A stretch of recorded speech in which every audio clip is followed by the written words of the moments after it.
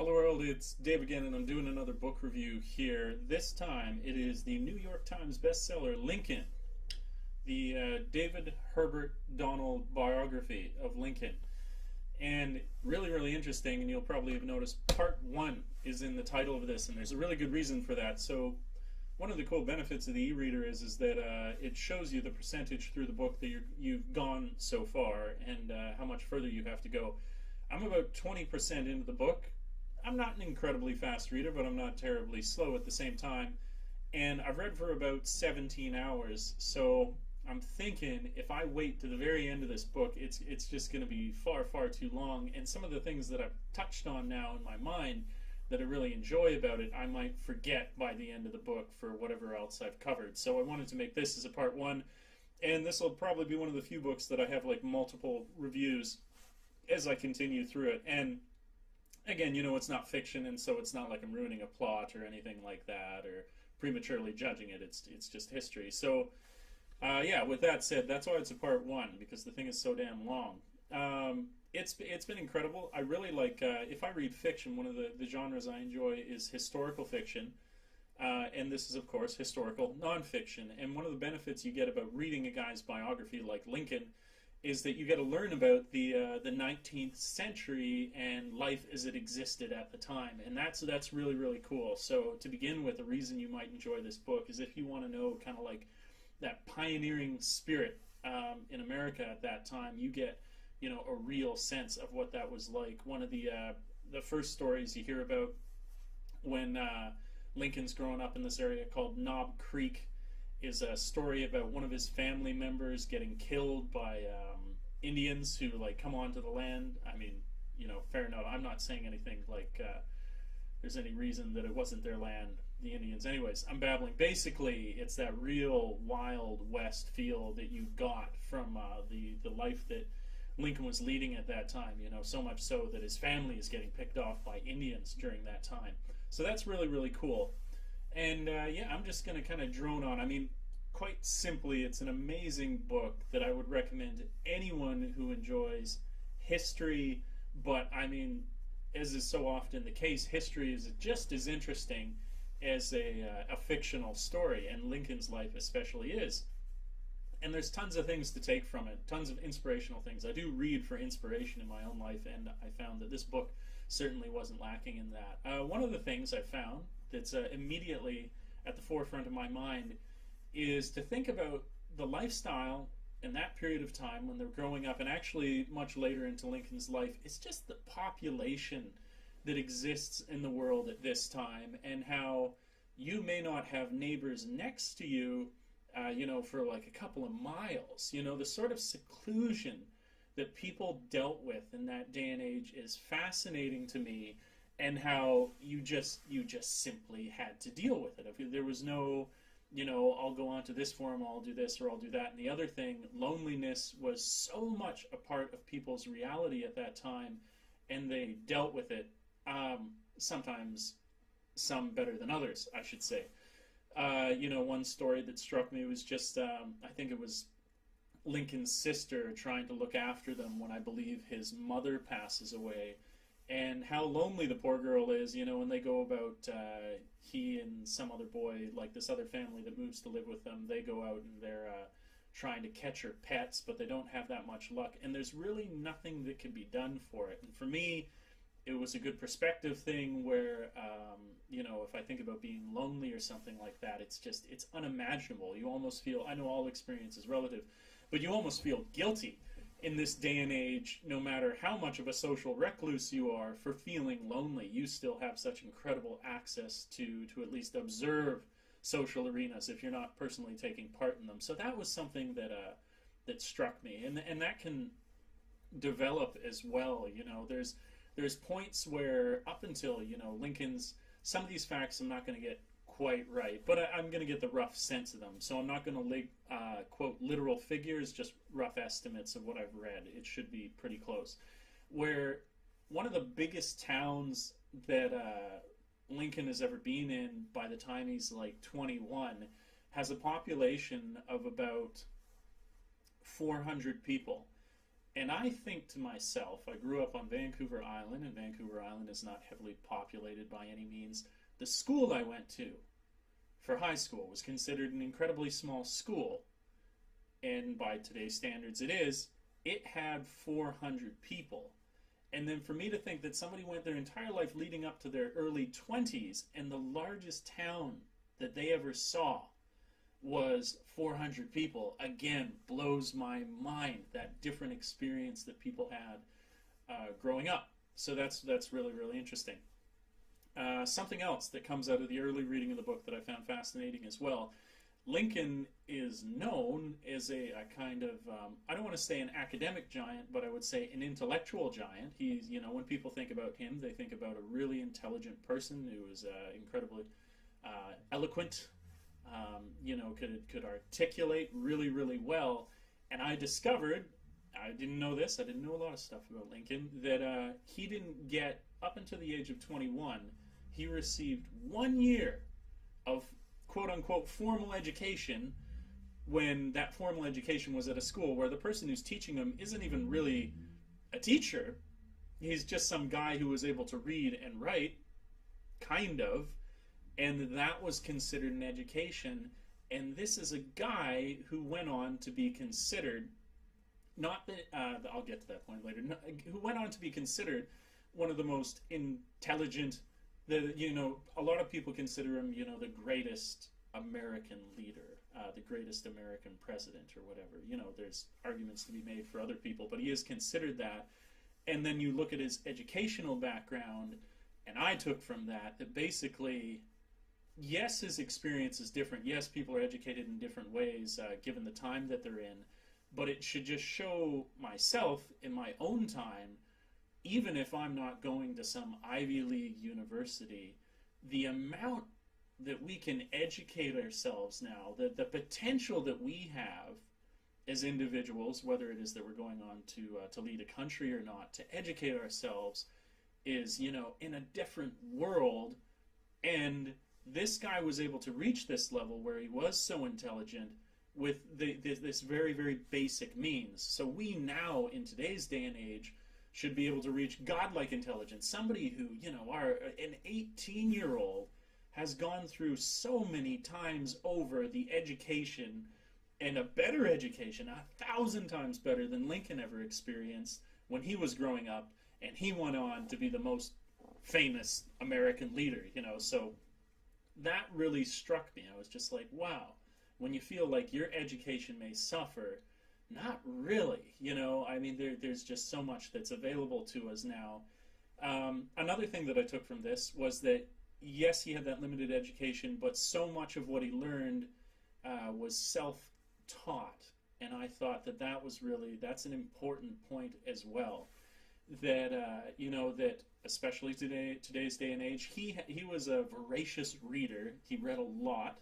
And that's how he was able to educate himself, and that's with difficult access to books, but he was still able to do it. And now, again, there is no limit to the sort of reading, teaching that you can do for yourself now. So we, just as much as him, again, 1,000 times more so, could educate ourselves to the level that he's reached, or he had reached, if you were willing to do the reading to put yourself in that kind of position. So his the people, fascinating. That people were so far few in between in this kind of lifestyle, and the way that people dealt with it. That the education of people at that time, his education was so difficult, yet he went on to such great things. Something else that I appreciated, a couple more points that stick out most prominently when I think here, was also, what was it? Okay, the amount of practice that he would put in to his profession. He's a lawyer. When he goes on to be a lawyer, he's making cases where people pay him like $10 a case. I know that inflation has done crazy things to money since then, but it's just so bizarre reading this book where, somebody makes $12 a month or something, and then when he's, rolling in it, or at least beginning his legal career, that he's making something like $10 a case. It then went on, that's in his early legal career, it went on to other things. Also, you would think, now this wasn't for everyone, there was predominantly less getting around, but due to his lifestyle at the time, there was something of a sort of, if you wanted to make a living and you were a lawyer, there was a circuit through Illinois for the courts, and it kind of blew me away when I was reading about it in the book, and you find out in his life that he was doing these circuits, and so constantly traveling, and in not exact figures again, but traveling thousands of miles in a period of like 4 months. And he's not doing this on any sort of established roads. He's doing this on rivers. He's doing this in a carriage, and partly due to the necessities of his life because he is a lawyer, but he wants to be a lawyer. He wants to do this. So people, again, this for me, for people who feel, kind of locked, trapped in their own lifestyle in today's day and age, when we've got millions of different ways of transportation and getting around, and a ticket to one side of the world could be so cheap and everything. Just putting into perspective again that our experiences and our being limited in the amount of travel that we do is really limited only by our ambition in today's day and age, because if this guy can do it in the 1830s, 1840s, and do it by cart and buggy and taking these ferry rides and everything, that we should be able to do it as well. But the point that I started this with was his practice, his like crushing, face-melting practice, where through his work with the law, how he would do hundreds and hundreds of speeches. And I just thought, wow, like you'd think after 200 speeches you would be confident, but this guy just continually through his entire life, so much of what he did was public speaking, and for a lot of people, myself included, yes, I haven't scratched or even, I've done a bit of public speaking. I don't feel terrible about it, but of course, nothing compared to this, and it just showed me, no matter what you practice, how your practice with that thing can and should be limitless, and that at no point will you stop improving. That was another thing too, is it seemed like through his entire life he was always getting better at debating, that he was always getting better at speaking, and how no matter how many hundreds of hours he put into this, that he was always improving. And that to me is exciting, because I thought, I hate the idea of a ceiling with anything that I do or practice, but I also maybe don't appreciate how much work could constantly go into something I like to write. I'm working on a book of my own, fictional, and it just shows me how you could always improve your writing. You could always, by writing more, you will improve your writing, and if you think that you've written enough, you haven't. That I should be doing hundreds and hundreds and hundreds of hours, and there really is no limit to it. And that was kind of, like I say, inspiring, exciting to think about life in that way, that whatever it is that you love, you could almost go on and do forever, and there would be no limit to it. So that was something I found interesting as well in his character. And a final thing that I thought was really, really good was talking about criticism, and how blinding criticism can be, for anybody, for myself, for everyone. As we go through life, we are constantly told again and again and again, or we feel personally, I shouldn't speak for everyone, in my experience, there's so much negativity in life, and it seems like I have many, many voices that are constantly telling you, whatever your interest might be, that it's, why is it even worth doing, for this reason, for that reason, just forget about it. And it's incredibly discouraging, and I think something that people make a mistake of doing, myself included, I battle with it, is just thinking about how your personal circumstance and the amount of criticism is solely for yourself, and very unique, the amount of criticism that you deal with. And because it's unique, that must mean that because you've received so much, that you in fact should believe some of that criticism, because other people probably don't receive the same amount of criticism. You must be receiving that amount of criticism because in some way it's true. and it's discouraging. And so you're like, oh, I won't pursue that thing that I was so interested in as a result of that. And one thing that I've seen in Lincoln's career is his continuous, never-ending failures and criticism. Like the things that were written about him constantly, whether he was at the forefront of the public, he was in the public sphere, like really well known, or just coming up, it was a constant, never-ending stream of criticism, and not even slight. It was just basically telling this man he was worthless, he would fail, and why was he even trying? And no matter what it was he was pursuing, whether that was in a political arena or that was in in the courts or whatever it was. There was also at the same time positive things said about him, but in no way was that the only voice that he heard. Song as old as time. It's just it's so good to have it reaffirmed when you just see that the strongest, most amazing people who grace the face of the planet go through the same amount of criticism that you might feel is unique to yourself, and constantly be reminded of the fact that no matter how much criticism you receive, that is in no way unique.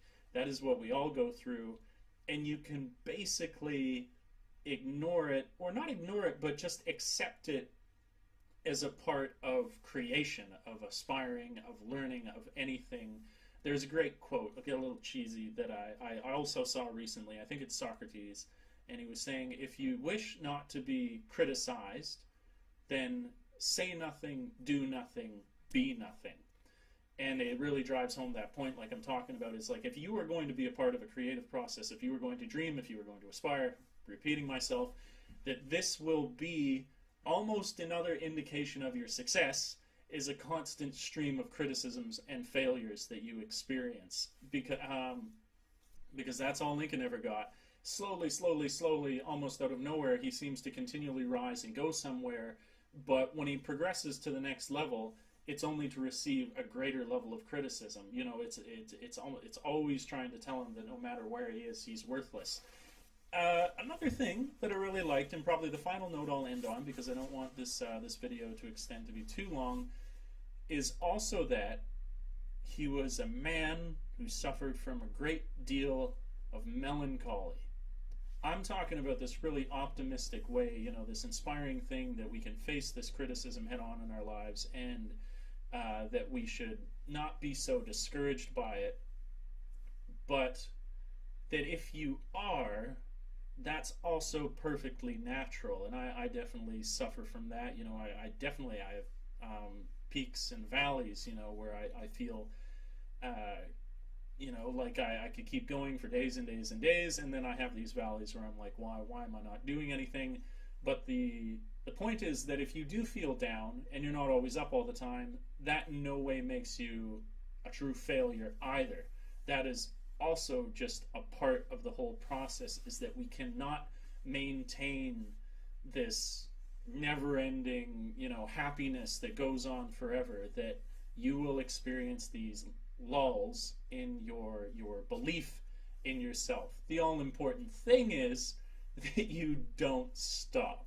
You can experience them. They'll be discouraging. The only true failure is if you stop pursuing whatever it is that you're interested in. And this has all been very inspiring. That's what it is, So it makes me feel not so bad about the fact that I'm down. It makes me appreciate my education.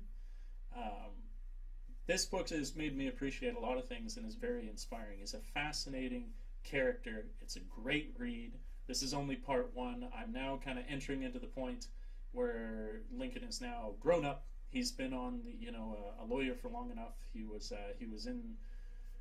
he in Congress? I think he was in Congress once, and now with the formed Republican Party going against Buchanan was the president. I'm just quoting stupid facts at this point. I'm at the point where he's almost going to be president for the first time, and there's real trouble heating up in the South with the slave states. So all very exciting stuff. I'm looking forward to continue reading and new revelations that I will post in part 2 of this. So if you enjoy, please do like, subscribe, and share. It allows me to grow the channel. If you have a book that you want to recommend. I'm always jotting down recommendations from people. I take them very seriously if someone is passionate enough, truly passionate when they recommend something to try and read it. If you're interested in Bitcoin, I'm going to be starting an alternative channels to just talk about news there, because I find that a really fascinating subject. Check that channel out as well. Follow me on Twitter, blah, blah, blah, blah, blah. Yeah, so like I like to say, until we meet again next time, world, thanks for tripping with Dave. Read the book. It's fantastic. Ciao for now. Peace.